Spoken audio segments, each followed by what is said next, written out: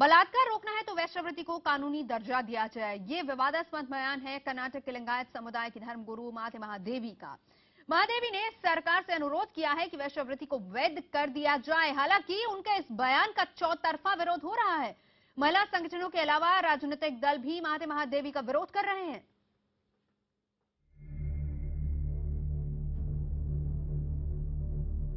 आखिर कैसे रुकेगा देश में बलात्कार? आखिर कैसे रुकेगा लड़कियों का यौन शोषण? आखिर देश में बढ़ते यौन अपराधों का क्या है इलाज? सालों से इन सवालों का जवाब किसी के पास नहीं। लेकिन अब कर्नाटक की मशहूर महिला संत माथे महादेवी ने एक बेबाक सुझाव दे डाला है। माथे महादेवी कर्नाटक के लिंगायत समुदाय की सबसे पूजनीय साध्वी हैं। माथे महादेवी को जगत गुरु का दर्जा हासिल है। वो कूडला के बसावा धर्मपीठ की अध्यक्ष है। माथे महादेवी का कहना है, जब तक हम यौन व्यापार को कानूनन वैध नहीं बनाते, बलात्कार और यौन शोषण रोकना कठिन है। वेश्यावृत्ति को कानूनी दर्जा देना ही बलात्कार रोकने का उपाय है। ये सुझाव देने वाली मैं अकेली नहीं हूँ। समाज के अलग अलग तबकों से ये मांग अक्सर उठती रहती है। यही नहीं, बलात्कार के लिए माथे महादेवी ने महिलाओं के भड़काऊ कपड़ों को भी जिम्मेदार ठहराया है। धारवाड़ के अपने प्रवचन में महादेवी ने कहा, लड़कियां जितना भड़काऊ कपड़े पहनेंगी, रेप के मामले उतने ही बढ़ते जाएंगे। लड़कियों को वेस्टर्न कपड़ों का त्याग कर देना चाहिए और ऐसे कपड़े पहनने चाहिए जिससे उनकी संस्कृति की झलक आए। लड़कियों के चुस्त कपड़े अपराधियों को रेप करने के लिए उकसाते हैं। हालांकि माथे महादेवी के इस बयान के बाद सिविल सोसाइटी में तीखी प्रतिक्रिया हुई है। गैर सरकारी संगठन उनके विरोध में उतर आए हैं। राजनीतिक दल भी वेश्यावृत्ति को कानूनी दर्जा दिए जाने के खिलाफ हैं। जहां तक प्रोस्टिट्यूशन को लीगल करने की बात है, मैं समझती हूँ कि अब समय आ गया है जब हम महिलाएं जो कि इस प्रोस्टिट्यूशन से जुड़ी हुई हैं, उनको उससे बाहर निकालें, उन्हें कोई और हुनर सिखाकर उन्हें काम धंधे से लगाएं, जिससे कि वो इकोनॉमिकली एम्पावर हो सके, आर्थिक रूप से सबल हो सके और वो प्रोस्टिट्यूशन से दूर हो। आज इस बात की आवश्यकता है, बजाय इस बात के कि प्रोस्टिट्यूशन को लीगल किया जाए। दरअसल माथे महादेवी के इस सुझाव में वो पुरानी सोच झलकती है कि शहर में चकले हैं तो भले घरों की बहू बेटियां महफूज हैं। लेकिन सवाल है कि क्या इस सुझाव में एक बुराई मिटाने के नाम पर दूसरी बुराई पैदा करने की प्रवृत्ति नहीं दिखती? सवाल है कि कोई महिला, और वो भी एक साध्वी, वेश्यावृत्ति की वकालत कैसे कर सकती है? क्या वो महिला होकर भी महिलाओं के शोषण की समर्थक है? Bureau report, IBN 7। तो बलात्कार रोकना है तो वेश्यावृत्ति को कानूनी रूप दिया जाए। क्या ये सही है या फिर नहीं, चर्चा करेंगे आज हम मुद्दा में। तमाम खास मेहमान होंगे, हम आपको बता दें, मैं परिचय करा देती हूं कौन कौन इस वक्त हमारे साथ हैं। खाप समर्थक सतपाल चौधरी मेरे साथ स्टूडियो में बैठे हैं। इसके अलावा दिल्ली से लेखिका इला त्रिवेदी हमारे साथ हैं। मुंबई से अभिनेत्री राखी सावंत हैं। इसके अलावा भी और दो खास मेहमान हमारे साथ जुड़ेंगे। शुभी चतुर्वेदी होंगी और मंजीत सिंह सेठी होंगे हमारे साथ, लेकिन कुछ ही देर में। पर सबसे पहले राखी, मैं आपके पास आना चाहूंगी। आप क्या सहमत हैं इस बात से?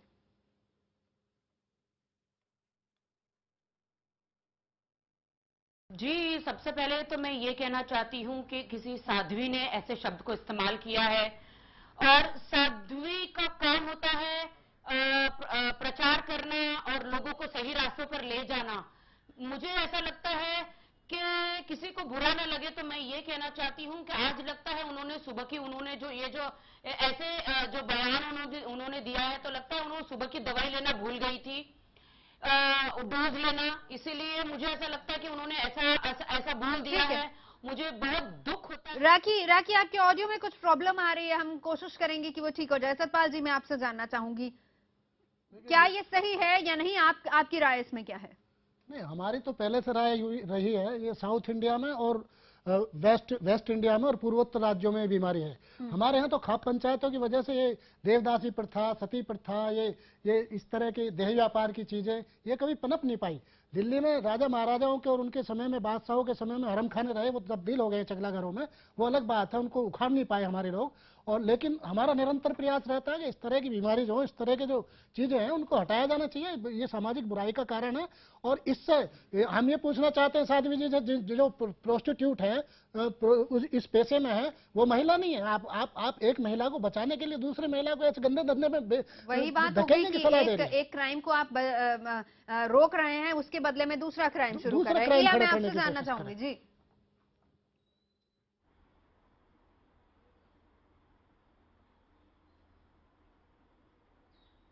इला, मेरी आवाज आ रही है? हाँ जी, हाँ, अब आवाज आई आपकी। लिंगायत मुझको समुदाय की लगता है धर्मगुरु कि ये माथे बड़े- महादेवी ने जो ये बड़े- बयान दिया है जी, इस पर आपकी पहली प्रतिक्रिया? हाँ, मुझको तो ये लगता है कि ये ऐसे स्टेटमेंट्स आते रहते हैं अपनी सोसाइटी में, खप पंचायत बनाती रहती हैं, पॉलिटिकल लीडर्स बनाते रहते हैं, पर मुझको हाँ, वो खप पंचायत में बोला तो था कि जीन्स बैन कर देनी चाहिए लड़कियों के लिए, अभी तो हुआ था ये। कपड़ों का तो मैं सलीके ये से बोल रहना, रही हूँ, कपड़ों को पहनना अलग बात है, लेकिन आप इस तरह की जिस तरह की उन्होंने कहा साध्वी जी ने कहा, उसके कभी हम समर्थक नहीं रहे। आपने कभी स्टडी नहीं किया, आपने उस पर किताब लिखी है खाप पंचायत पे, ये बोल रही हूँ आपने खप किताब पंचायत लिखी है में खाप काफी पंचायत ऐसे पे, statements- आपने जानने की कोशिश नहीं की। क्या यहाँ देवदासी प्रथा है? हमारे यहाँ तो हमने मंदिर भी नहीं थे। साउथ इंडिया में मंदिर है जहाँ पे देवदासी रहती है, जब पंडित पुजारी उनका यौन शोषण कर रहे हैं। और सोमनाथ का मंदिर इसलिए जुड़ा था कि वहाँ पे आप अध्ययन करो, किताब लिख रही हो आप। देखिए, खप पंचायत लोगों ने काफी ऐसे स्टेटमेंट्स बना चुके हैं कि सेलफोन लड़कियों को नहीं देने चाहिए, लड़कियों को जीन्स नहीं पहनने चाहिए, लड़कियों को कोठों को कानूनी दर्जा दे दिया जाए। इस तरह की नहीं थी। नहीं, आप ऐसी अध्ययन संस्कृति कीजिए, नहीं बचती संस्कृति है। को बचाने के लिए सादगी से रहना अलग चीज है, और जिस चीज को साध्वी ने तो हम कहा ऐसे वो बोल रहे दूसरी हैं चीज है। तो संस्कृति ऐसी, तो ऐसे हम बोल रहे हैं कि जो अपने इंडियन मर्द हैं उनको भी जीन्स नहीं पहनना चाहिए। उनको क्यों नहीं जीन्स पहनना चाहिए? फिर हम कहाँ जींस पहन रहे? गाँव में तो है नहीं घूमते हैं, तो गाँव में कहाँ जींस है? गाँव में तो कुर्ता पजामा पहनते हैं ज्यादातर। लड़कियों क्यों? पर हम तो गांव की कहाँ बात करें, तो पूरे इंडिया की बात क्यों कर रहे पहनना हैं। चाहती हो? पंचायत ये बोल रही है कि भड़काऊ कपड़े क्यों पहनना चाहती हैं लड़कियां? बताओ क्यों पहनना चाहती हैं? जीन्स Attract भड़काऊ करने के कपड़े लिए ना। होते हैं क्या?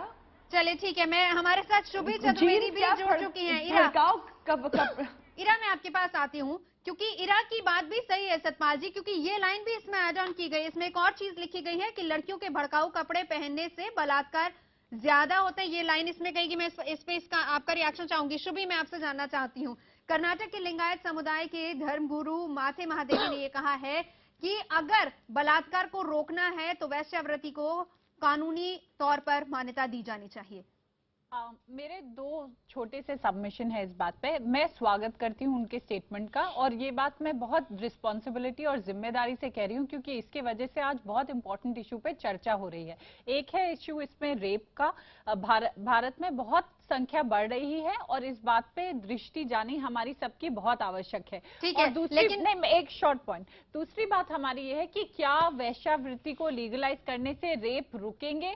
एक तो लीगलाइजेशन होना चाहिए, वो इसलिए होना चाहिए कि जो लोग इस प्रोफेशन में हैं पहले ही, उन्हें लीगल सैंक्शन मिले, उनका शोषण पुलिस और समाज द्वारा ना किया जाए, उन्हें एसटीडीज और उन्हें मेडिकल एड से रिकॉग्निशन मिले। तीसरी बात, टैक्सेस जो आते हैं वो लीगलाइज हो। मेरे हिसाब से बेटिंग भी लीगलाइज होनी चाहिए। दूसरी बात, क्या इससे रेप रुकेगी? नहीं, मुझे नहीं लगता इससे रेप रुकेगी, क्योंकि रेप एक सोशियोलॉजिकल इकोनॉमिक मैनिफेस्टेशन है, और हमें इस बात को बहुत अच्छे से समझना पड़ेगा। देखिए, कपड़ों की वजह से किसी का बलात्कार नहीं होता, या वो किस वक्त किस जगह थे उसकी वजह से बलात्कार नहीं होता। आंकड़े ये बताते हैं 80% रेप आपके घर के अंदर होते हैं। तो क्या अगर आप लीगलाइज कर देंगे तो क्या सब लोग पैसे देकर एक्सेस करेंगे ये सर्विस? ऐसा भी नहीं होने वाला है। नहीं तो कोई चोरी भी नहीं करे, कोई सामान को उठाने की कोशिश भी ना करे। तो हमें उन दोनों को डील लिंक कर देखना है। बट लीगलाइजेशन का सपोर्ट मैं जरूर करूंगी, पर मेरा मानना ये नहीं है कि इससे रेप होने बंद हो जाएंगे। ठीक है, ये बताइए राखी, मैं आ रही हूँ आपके पास, लेकिन मेरा सवाल आपसे शुभी, ये बताएं, एक बुराई को रोकने के लिए हम कैसे दूसरी बुराई को बढ़ावा दे सकते हैं? देखिए, ये फ्रेमिंग जो हो रही है, क्या कोठों को लीगलाइजेशन करना चाहिए या नहीं करना चाहिए, मैं सोशियोलॉजिकल पर्सपेक्टिव पे नहीं जाऊंगी। पहली बात तो मैं इस बात से डिसएग्री करती हूँ जिस तरह से हम डिबेट को अप्रोच कर रहे हैं। ये एक रियलिटी है और एक ऑप्टिमल यूटोपियन सिचुएशन है।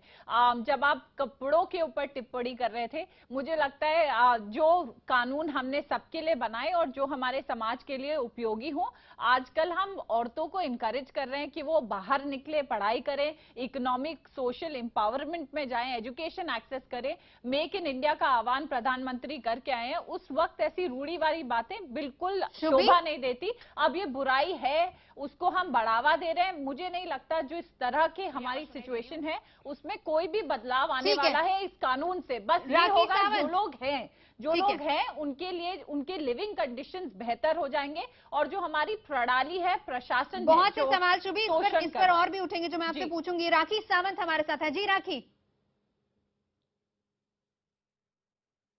जी बिल्कुल, मैं जो वहां पे बैठे भाई साहब हैं वो औरतों पे, बच्चियों पे, लड़कियों की, देशी लड़कियों पे बहुत सारी टिप्पणी कर रहे हैं। लगता है इनके घर में कोई बेटी बहू नहीं है। ये ऐसे कैसे कह सकते हैं? जहाँ आप रह रही हो ना, जिस सोसाइटी में आप रह रही हो वो 10-15% लोग रहते हैं सोसाइटी में, बाकी 50-90% हमारे गाँव में महिलाएं कैसे रहती है? पहले घर में जाके देखिए आपकी बेटियां क्या पहनकर जाती है। हमारी बेटियों के पास उतना पैसा नहीं होता है। जिस ग्लैमर में आप रहती हो ना, जिस ग्लैमर में आप रहती हो, आप वकालत कर रही हो जिस चीज की। आज आपकी नजर आप ऐसा क्यों बोलते हैं? आदमियों की आंखें क्यों नहीं फोड़ देते?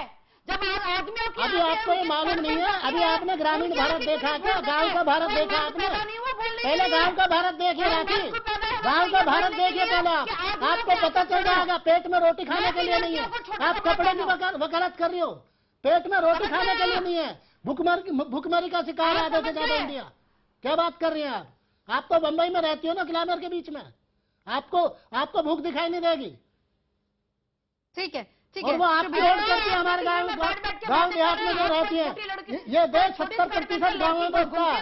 उनकी सोशल और इकोनॉमिक कंडीशन जानने का प्रयास करो पहले, तब उनको टिप्पणी करना।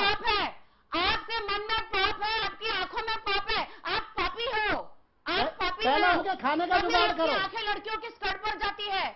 आप कुछ भी पहन के घूमो, आप कुछ भी पहन के घूमो, आपका प्रोफेशन है, आपको कौन रोक रहा है? आप कुछ भी पहन के घूमो, आपको कोई नहीं रोक रहा, आपको कोई नहीं रोक रहा, आप कुछ भी पहन के घूमो। ठीक है, जैसे लोगों को ठीक करने के लिए हम बोलते हैं, तुम जैसे आदमियों को ठीक करने के लिए हम बोलते हैं। आप जो ठीक ना हो, ये सोसाइटी बहुत बड़ी। ठीक है राखी, एक मिनट, मैं इरा से एक रिएक्शन लेना चाहूंगी। राखी मैं आती हूँ आपके पास।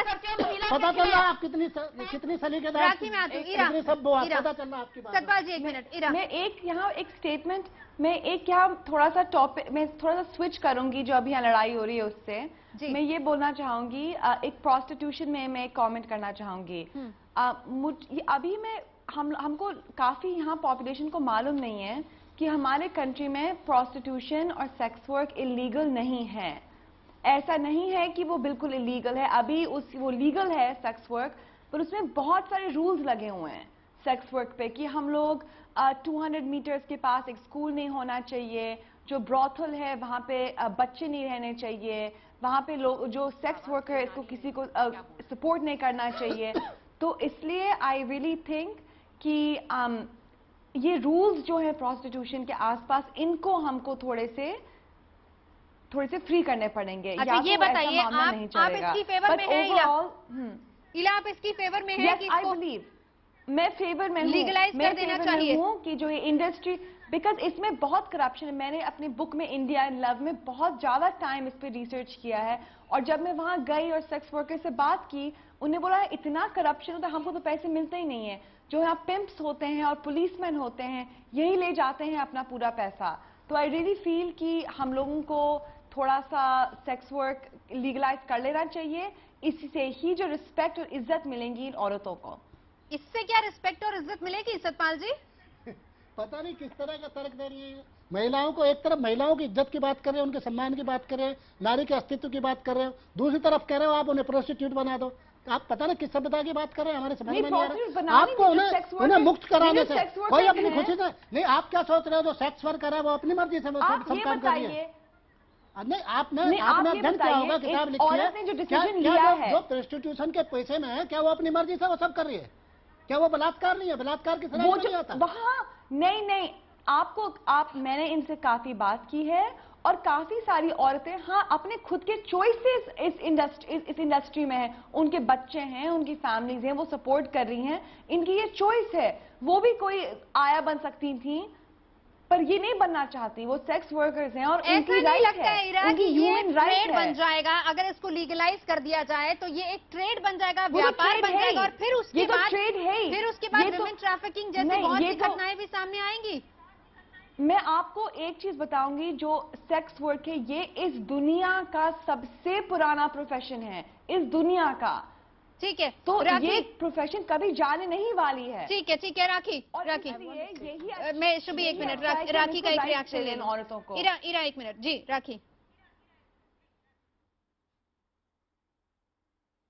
राखी आवाज आ रही है? हेलो, हाँ बोलिए। राखी ये बताइए, इरा कह रही है कि हेलो। इसको लीगलाइज कर देना चाहिए, हेलो। लेकिन इसके साथ फिर बहुत सी ऐसी चीजें हैं जो कि जुड़ेंगी, इसमें विमेन ट्रैफिकिंग बिल्कुल भी शुरू नहीं। होगा। इसको बिल्कुल लीगलाइज नहीं करना चाहिए। देश बर्बाद हो जाएगा, देश की बेटी बर्बाद हो जाएगी, देश के माँ बाप, जितने भी बेटियों के माँ बाप है उनको आत्महत्या करने के दिन आएंगे। जो तो बिल्कुल भी लीगलाइज नहीं करना चाहिए। उल्टा ये जो गंदी बीमारी है इसको देश से खत्म कर देना चाहिए। प्रोस्टिट्यूशन एक बीमारी है, इसको खत्म कर देना चाहिए। बिल्कुल भी इसको लीगल नहीं होना चाहिए, किसी भी अंदर से इसे लीगल नहीं होना चाहिए। राखी जी, पता है हमारे देश में मैंने इसकी स्टडी की है और अनफॉर्चुनेटली ये इतनी पुरानी प्रोफेशन है और हमारे कंट्री में इतने सारे सेक्स वर्कर्स हैं, हमको जो लगता है कि इसको बैन करके ये खत्म हो जाएगी, ये नहीं हो सकती। शुभी ये बताएं कि मैं बार बार ये बात इसलिए कह रही हूँ क्योंकि इसके बाद तो फिर अगर इसको पूरी तरह से लीगलाइज कर दिया जाएगा तो फिर महिला तो एक टॉय बन जाएगी, आप जिस एक व्यापार का जरिया बन जाएगी। ठीक है, फिर तो व्यापार ही और क्या हो रहा है। देखिए, आई थिंक डिबेट को पर्सपेक्टिव में रखना बहुत जरूरी है। जब हम प्रोस्टिट्यूशन की बात करते हैं, आंखें मूंद लेने से या अपने सिर को सैंड में दबा लेने से, यथार्थ से हमारा रिश्ता टूट नहीं जाता। ये समझें दैट तादाद, जैसे इरा बता रही हैं, बहुत सारी हैं और आज भी उनका शोषण हो रहा है। लोग उनके पास जाते हैं, उनकी सर्विसेज इस्तेमाल करते हैं। आप चाहे कोई बड़ा अखबार देख लें, ये जो हमारी इंडिया की या मिडिल क्लास की दोहरी अपने लिए नीतियां हैं या हिपोक्रेसी कह लीजिए आप, उससे हमें ऊपर उठना बहुत जरूरी है क्योंकि ये हमारी सोशल रियलिटी है। ये ट्रेड कहीं नहीं जाने वाला, ये एग्जिस्ट करता है। अगर आप किसकी लिविंग वर्किंग कंडीशंस बेहतर बनाएंगी, अकाउंटेबिलिटी रहेगी। इस बात को ध्यान में रखना है कि उनके बच्चों को प्रोटेक्शन देना, उनके साथ सोशल स्टिग्मेटाइजेशन ना हो, डिस्क्रिमिनेशन ना हो। अगर हम इसको व्यभिचार के साथ जोड़ेंगे या इस बात से जोड़ेंगे कि ये उनको हम प्रोटेक्ट कर रहे हैं, आप उन्हें प्रोटेक्ट बिल्कुल नहीं कर रहे। सर, मैंने आपको बीच में नहीं टोका, आप मुझे मेरी बात पूरी रखने दीजिए, फिर आप बोलिएगा। यहाँ मुद्दा ये है कि क्या ऐसा करने से रेप रुकेंगे, उस पर डिस्कस कर लें थोड़ा, तो बहुत अच्छा होगा। एक आप, ये मैटर है चॉइस का, आप औरत को आजादी दीजिए कि वो चूज करे वो किस प्रोफेशन में रहना चाहती है। ये बात बिल्कुल ठीक है, ह्यूमन ट्रैफिकिंग बहुत बड़ा इशू है। 500 million women are missing across South Asia, कोई पता नहीं है वो कहां गई, और ये साउथ एशिया में बहुत बड़ी प्रॉब्लम है। पर क्या इससे ह्यूमन ट्रैफिकिंग रुकेगी? मुझे नहीं लगता ह्यूमन ट्रैफिकिंग की इस वक्त कोई अकाउंटेबिलिटी है। लीगलाइज करने से हमारे पास प्रोसेसेस होंगे। सतपाल जी, मैं आपके पास आऊंगी इसका रिएक्शन लेने के लिए, जो मुझे ब्रेक लेना पड़ेगा। लेकिन बड़ा सवाल ये है कि एक बुराई को खत्म करने के लिए क्या हम दूसरी बुराई को अलाउ कर सकते हैं या नहीं, और इस पर भी हम चर्चा करेंगे कि अगर इसको अलाउ कानूनी रूप दे दिया जाए तो क्या वाकई बलात्कार रुक जाएंगे या फिर नहीं रुकेंगे। तमाम सवालों का जवाब जानेंगे मेहमानों से, लेकिन इस ब्रेक के बाद। बलात्कार जैसी बुराई को रोकने के लिए क्या वेश्यावृत्ति जैसी बुराई को लीगलाइज कर देना ठीक है? बलात्कार यानी महिलाओं के खिलाफ अत्याचार, क्राइम, और उसको रोकना। लेकिन क्या वेश्यावृत्ति में भी ये सब कुछ नहीं होता है? क्या उनके खिलाफ ये क्राइम नहीं है? इससे बहुत सारे सवाल पैदा होते हैं, जवाब हम जान रहे हैं। तमाम खास मेहमान हमारे साथ है। शुभी, मैं आपके पास आना चाहूंगी। सबसे पहले बताइए, महिला के खिलाफ क्राइम, कोई भी महिला अपनी मर्जी से शायद इस तरह के प्रोफेशन में नहीं आती होगी, मजबूरियां रहती हैं कि वो आती है। क्यों नहीं, जब हम सुरक्षा की बात करते हैं कि महिला को सुरक्षा दी जाए, तो फिर यहाँ पर किस तरह की सुरक्षा उसको होगी? नवजोत, दो बातें ध्यान में रखनी आवश्यक है। एक, हम जब चॉइस की बात कर रहे हैं, आप ठीक कह रही हैं, बहुत मेजॉरिटी परसेंटेज हैं वो औरतें जो ट्रैफिक्ड हैं या वो फोर्स की गई हैं इस प्रोफेशन में।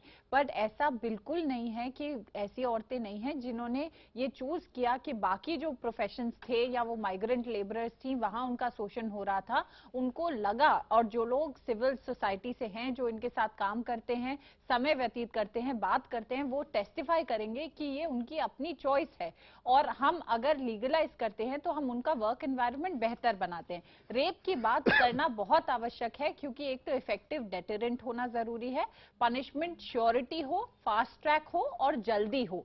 इस बात से रेप जरूर रुकेंगे। लॉ इन्फोर्समेंट का सेंसिटाइजेशन आवश्यक है, और हमें महिला को खुद डर ना लगे, वो पुलिस के पास जा सके और अपनी कंप्लेन लिखवा सके। उस बात से जरूर रेप की जो नंबर्स हैं वो कम होंगे। पर अगर आप लीगलाइजेशन और ट्रैफिकिंग की बात करें, भारत में ये पॉइंट याद रखें, लीगलाइज्ड है प्रोस्टिट्यूशन, पर सॉलिसिटेशन या ढूंढना कस्टमर को, ये इलीगल है। तो जो चार्जेस लगते हैं वो इस बात पे लगते हैं औरतों पे, और इसी बात पे उनका शोषण ज्यादा होता है। ठीक है, इसके ब्रॉडर पर्सपेक्टिव को अगर हम देखें शुभी, तो यहाँ पर बहुत सारे सवाल भी उठते हैं, क्योंकि इसको सही तरीके से नहीं लिया जाता, यानी उसमें भी महिला को ही गलत तरीके से देखा जाएगा, उसी नजर से देखा जाएगा, और फिर वो कैटेगराइज हो जाएंगी चीजें। राखी, मैं आपके पास आना चाहूंगी, क्या अगर इसको लीगलाइज कर दिया जाए बलात्कार रुक जाएंगे इससे?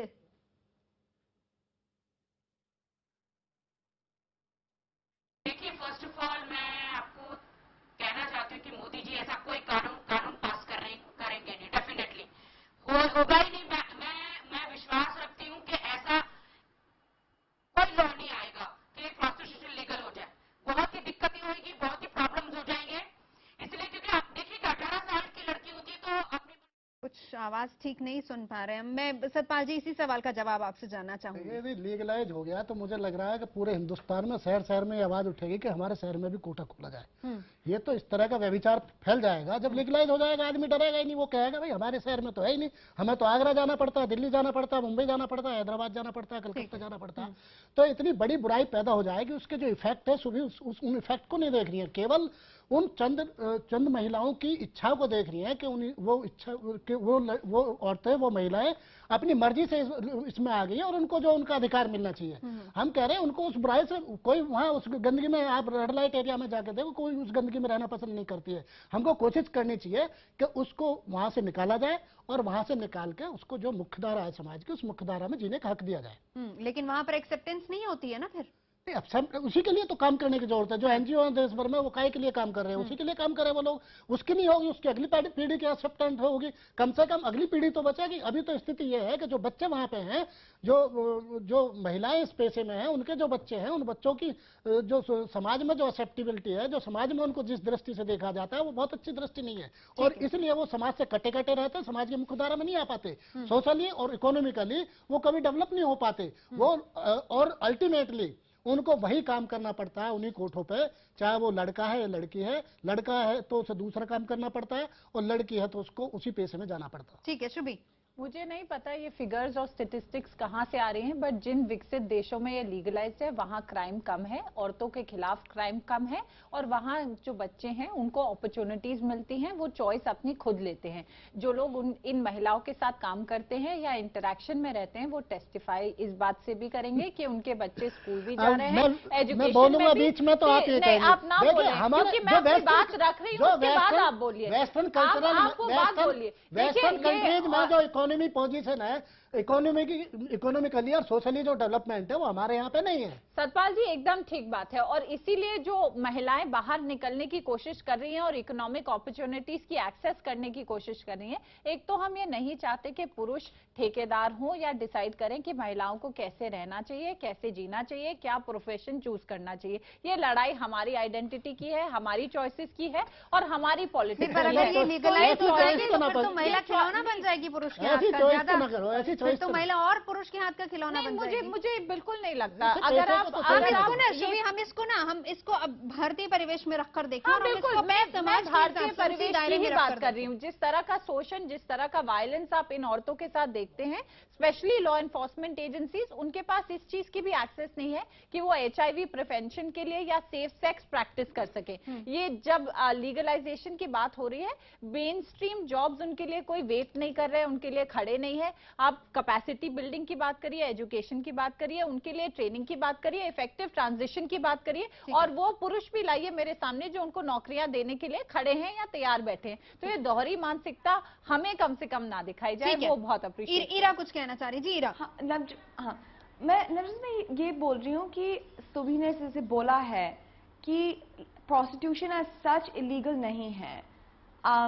और ये अभी स्टैंडिंग पर क्या होता है, अगर हम फुली उसको लीगलाइज नहीं करते हैं तो बहुत सारा करप्शन होता है। जब मैंने जाके सेक्स वर्कर से बात की, मैं जब कोठों में गई, मैंने हंड्रेड्स ऑफ सेक्स वर्कर से बात की और इनने सबकी यही कंप्लेंट थी कि हमारी जो बिजनेस है, क्योंकि इसमें क्योंकि यहाँ के जो लॉज हैं वो बिल्कुल अनफेयर हैं, हमारे साथ हमको पुलिस को पे ऑफ करना पड़ता है, हमको दलाल को पे ऑफ करना पड़ता है, और इस प्रोसेस में हम लोगों को बिल्कुल मीनिंग हमारी ना तो राइट्स रहती हैं ना तो हमारी सोसाइटी में इज्जत रहती है। तो आई रियली फील कि ये जो वुमेन है और ये 50 साल से एक ये प्रोफेशन में है, तो इनके लिए बस यही एक उनकी लिविंग है। और जो उनकी जो इनकी गवर्नमेंट से बिल्कुल भी कोई हेल्प नहीं, जैसे सुबी ने बोला, ना तो इनकी एड्स टेस्टिंग होती है, ना तो इनको बस जो कर रही है वो NGOs कर रही हैं। तो आई रियली फील कि जो ये इंडस्ट्री है ये हमारी दुनिया की सबसे पुरानी प्रोफेशन है और ये कहीं नहीं जाने वाली है,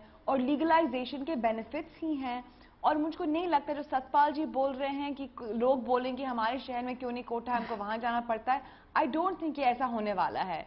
ये बिल्कुल ऐसे हो जाएगा तो जो महिलाएं इस पेशे में जाना चाहेंगी प्रोत्साहित होंगी महिलाएं इस पेशे में जाने के लिए, आप ओपन कर दोगे उन्हें कि भाई ठीक है आप इस प्रोफेशन को भी चूज कर सकती हैं तो जाएंगे। नहीं सतपाल जी, और मुझको तो ये लगता है कि बलात्कार कम होंगे इससे। मुझको तो ये लगता है कि आई रियली फील कि अगर हम लोग एक जो, और सुबी ने ये भी करेक्ट बोला, ये मेरी बुक में लिखा हुआ है, जो सोसाइटी लेकिन कम से कम सेक्सुअली ओपन है, जहाँ प्रोस्टिट्यूशन लीगल है, वहाँ हेल्थियर बॉडीज होती हैं, हेल्थियर माइंड्स होता है, और वहाँ सेक्सुअल क्राइम्स कम होती हैं। ठीक है इरा, ये बताएं कि तो मुझको लगता है इसका असर, क्योंकि हम हिंदुस्तान की जो संस्कृति है वो फैमिली वैल्यूज पर आधारित होती है, इसका असर परिवार पर भी तो बहुत ज्यादा पड़ेगा फिर। ये कहाँ पड़ेगा? अभी कोटे हैं, उसका मतलब ये थोड़ा ना कि फैमिली वैल्यूज खराब है। ये जो लोगों की खुद की पर्सनल डिसीजन है कि मैं कोटे जा रहा हूँ कि नहीं, उनकी अगर वाइफ है, ये तो बहुत खराब किसी परिवार का आदमी आप कोठे पर गया तो जज करना चाहिए, घर बिगड़ जाता है। आई डोंट थिंक हम लोग को जज करना चाहिए, जो ये कर रहा है वो बुरा है, ये कर रहा है जो अच्छा है। जिनकी पर्सनल डिसीजन है उनकी पर्सनल डिसीजन है। तो आई डोंट थिंक हम लोगों को ये बोलना चाहिए प्रोस्टिट्यूशन से फैमिली वैल्यूज खराब होती है। हमारे इंडिया में लीगल था, पुराने जमाने में तो लीगल था, तो वो तो घर की महिला भी जा सकती है उस काम को करने के लिए, पुरुष भी जा सकते हैं। फिर तो उनमें सहमति होनी चाहिए कि आपका जहाँ मर्जी वहां जाके सेक्स करो, आपका जहाँ मर्जी वहां जाके सेक्स करो। हमारे इंडिया में ज्यादा टाइम के लिए प्रोस्टिट्यूशन लीगल ही था, तो फैमिली नहीं था, वो हरम खाना थे जिन्हें आप कनेक्शन बता रहे हैं, वो ताकतवर लोग थे, वो इस देश के बादशाह थे, राजा थे जो हरम खाना चलाते थे, वो इस देश के पंडे पुजारी थे जो मंदिरों में देवदास रखते थे। सतपाल जी, वो उनके साथ यौन शोषण करते थे। दूसरे देशों में जैसे चीन है, जैसे सिंगापुर है, जैसे ये स्कैंडिनेवियन कंट्रीज हैं, जैसे टर्की है, जहाँ ये सब लीगल है, वहाँ क्या फैमिली वैल्यूज नहीं होती है? वहाँ के और आपके यहाँ के शोषण और इंफ्रास्ट्रक्चर में जमीन आसमान का अंतर है। रावी नवजोत में ठीक है, नहीं हम ऐसे नहीं बोल सकते इसको कि जमीन आसमान का अंतर है। ठीक है 10-5% के शिकार है। बहुत बेसिक और छोटा सा प्रोपोजिशन है। जब आप औरतों की बात कर रहे हैं या उन्हें प्रोटेक्शन की बात कर रहे हैं या कह रहे हैं फैमिली बिगड़ जाएगी या बिखर जाएगी, तो इन जगह पर जाते कौन है? पुरुष। अगर ये जो दोहरे मापदंड आपने औरतों या पुरुषों के लिए बनाए हैं, अगर फैमिली वैल्यूज को नर्चर करना है, कोई आदमी बाहर ही नहीं निकलेगा या इन सर्विसेज का इस्तेमाल नहीं करेगा। ये तो मार्केट इकोनॉमी है ना, डिमांड और सप्लाई की बात होती है। जब डिमांड ही नहीं होगी तो फिर सप्लाई बिल्कुल नहीं होगी।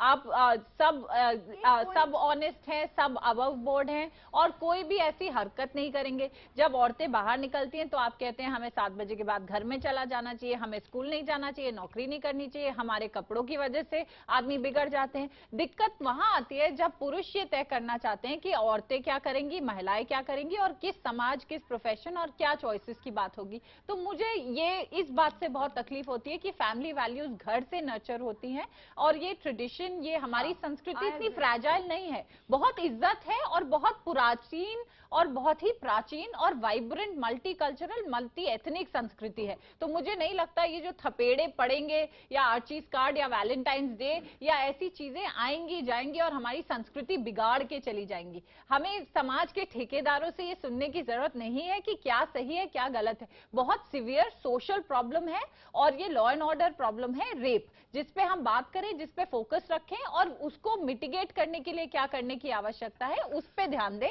ये फ्रिवलेस आर्ग्यूमेंट्स कि रेप को लीगलाइज कर देंगे तो मतलब ये है कि जो हमारे घर की बहन बेटी है उनके प्रोटेक्शन के लिए, उनकी सुरक्षा के लिए प्रोटेक्शन दीजिए, आप इंश्योर करिए कि वो प्रोटेक्शन की बात क्या कॉलेज जा सके, स्कूल कॉलेज जाते हैं आप, उनको कोई दिक्कत ना हो, आप उनको बाहर निकलने से होती है ना, उन्हें दिक्कत होती है, उन्हें दिक्कत होती है, इसीलिए अपने आप नहीं, जब माहौल वहाँ खराब होता है सुबह, तभी वहाँ भाई भतीजा पिताजी वो तभी उनको कहते हैं, तभी उनको इंस्ट्रक्शन करते हैं, तभी उनको ताकीद करते हैं कि आप उस जगह मत जाना, वो खराब लोग रहते हैं, वो आपके साथ में जो भाई बहन है ना और पिताजी हैं वो उनको साथ में लेके जाएं, अगर आवश्यकता पड़े, अगर आवश्यकता पड़े तो उन्हें कॉलेज भी छोड़ दें, करते हैं मदद करें, ऐसा माहौल तैयार करें कि हमें डर ना लगे बाहर निकलने से, उल्टा ना करें कि आप घर में बंद कर देंगे। 125 करोड़ लोगों का देश है इसमें, और इस समाज में हमेशा बुराई भी नहीं है और अच्छाई भी नहीं है, और बुराई को रोकने के लिए अच्छे लोगों को आगे आना पड़ता है, उनको समय समय पे इंस्ट्रक्शन देनी पड़ती है। पॉइंट का सत्यपाल जी, सोशियो इकोनॉमिक डिस्पैरिटीज की, औरतें जब बाहर निकल रही हैं ज्यादा तो महिलाएं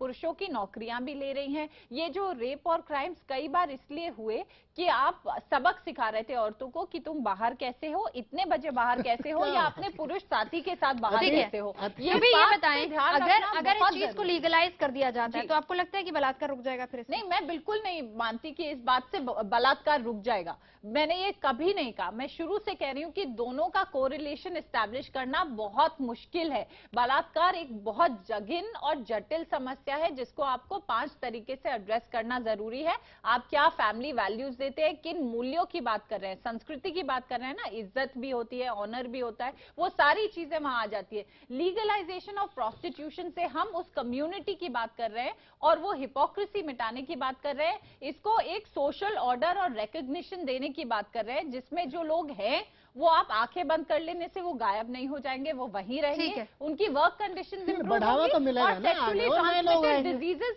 पे आप रोक लगा सकेंगे, एक अकाउंटेबिलिटी रहेगी। मैं इरा इसी का जवाब आपसे जानना चाहूंगी, अगर इसको लीगलाइज कर दिया जाता है जी तो क्या बलात्कार कम हो पाएंगे?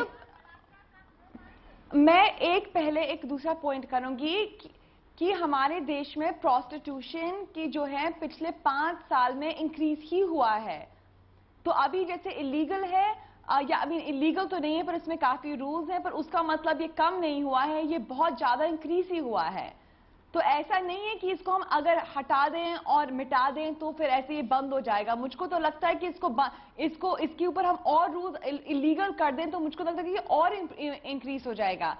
और मुझको ये भी लगता है कि हमारी सोसाइटी है वो काफी सेक्सुअली रिप्रेस्ड है, और मुझको ये लगता है और एक्सेस टू वुमेन नहीं है, जो मेन हैं जो करते हैं, जो बलात्कार करते हैं। तो आई रियली फील कि सुबह ने सही बोला है, ठीक है, कि एक और उन्हें पॉइंट सही, पर मुझको ये लगता है नवजोत जी कि आई रियली फील कि अगर हमारी जो सोसाइटी है, अगर हम लोग प्रोस्टिट्यूशन लीगल कर दें तो मुझको लगता है कि कम हो जाएगा। ठीक है, इसके साथ एक और पॉइंट जो माते महादेवी ने यहाँ पर ये जोड़ा है, ठीक है इरा मैं आती हूँ। माते महादेवी ने एक और पॉइंट जोड़ा है कि लड़कियों के जो भड़काऊ कपड़े होते हैं वो भी बलात्कार का कारण होते हैं। उस बात जी सतपाल जी, मैं इरा 1 मिनट नहीं, फिर बिल्कुल सही, इस बात से हम सहमत है उनकी, ये तो इस बात से बिल्कुल सहमत है। लड़कियों को भड़काऊ कपड़े नहीं पहनने चाहिए, भड़काऊ कपड़े पहनने से उसकी डेफिनेशन क्या होती है सतपाल जी, उसकी डेफिनेशन क्या है? सादा लिबास में रहो, उसमें क्या दिक्कत है? इस देश में जो आइकॉन है महिलाओं के, वो आइकॉन होने चाहिए। पॉलिटिक्स में हमारी, जुडिशरी में हमारी महिलाएं इसमें सरकारी सेवाओं में है, फैशन इंडस्ट्री भी तो है जी, फैशन इंडस्ट्री भी तो है, मीडिया इंडस्ट्री भी तो है, फैशन इंडस्ट्री ने और फिल्मों ने जो राखी सावंत जिसको रिप्रेजेंट क्यों नहीं पहले ही बंद किया गया? उसको बिगाड़ने का काम किया। नहीं, भड़काऊ वस्त्र क्यों पहनना चाहती है आखिर, क्यों छोटे कपड़े पहनना चाहती है, उसको समझ में नहीं आ रहा। दूसरे को अट्रैक्ट करने के लिए ना, क्यों करना चाहती है अट्रैक्ट? वो अट्रैक्ट होता है, फिर उल्टी सीधी हरकत करता है, फिर कहते हैं हमारा महिला अधिकारों, महिला अधिकारों का फिर एनोनिमस शुरू हो जाता है। देखिए भड़काऊ कपड़े की definition मुझे क्या नहीं होती पता है? ये कहाँ से आ रही है फिगर्स या कहाँ से असेसमेंट आ रहा है। कल अगर आप न्यूज में देखेंगे 3 साल की बच्ची है, 5 साल पे उसने आइडेंटिफाई किया है अपने रेपिस्ट को। तो प्लीज भूल जाए इस बात को कि कोई भड़काऊ वस्त्र या बाहरी आवरण किसी और को अट्रैक्ट कर सकता है, ऐसा नहीं होगा। दूसरी बात, ये हमारी चॉइस है और शायद आदमी ये भूल जाते हैं कि औरतें खुद को सुख देने के लिए या अपने आप को अच्छा लगने के लिए भी कपड़े पहन सकती हैं। वो क्या पहनेंगी, वो कितने बजे कहाँ बाहर निकलेंगी, किसके साथ जाएंगी, ये डिसीजन उनका होगा, आप नहीं तय करेंगे। ये कोई कोरिलेशन नहीं है कि 3 साल 5 साल की बच्ची बुरके में औरत, साड़ी में औरत, 80 साल की जुडिशरी मानसिकता के